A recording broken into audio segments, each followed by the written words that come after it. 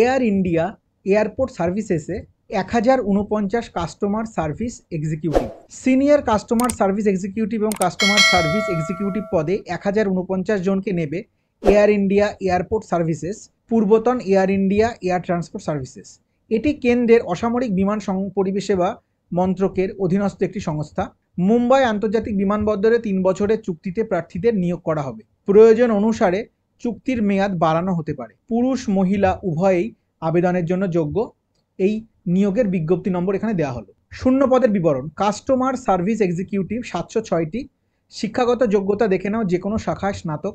International air transport association থেকে ইউএফটিএ বা FIATA বা DGR বা কার্গোতে ডিপ্লোমা কোর্স পাস অথবা এয়ারপোর্ট অপারেশন সংক্রান্ত কাজে অভিজ্ঞতা থাকলে অগ্রাধিকার।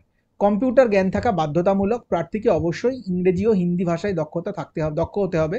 সিনিয়র কাস্টমার সার্ভিস এক্সিকিউটিভ 3043টি। শিক্ষাগত যোগ্যতা যে কোনো শাখায় স্নাতক, সেই সঙ্গে সংশ্লিষ্ট ক্ষেত্রে 5 বছরের অভিজ্ঞতা থাকতে হবে। কম্পিউটার জ্ঞান থাকা বাধ্যতামূলক।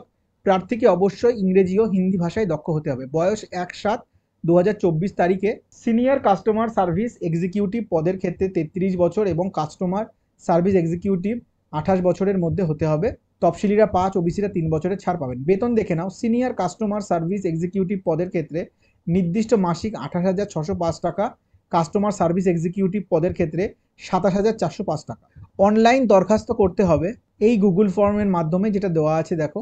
অনলাইন দরখাস্ত করা যাবে 14 জুলাই পর্যন্ত। প্রাথমিকভাবে বাছাই করা প্রার্থীদের ইন্টারভিউয়ের জন্য ডাকা হবে।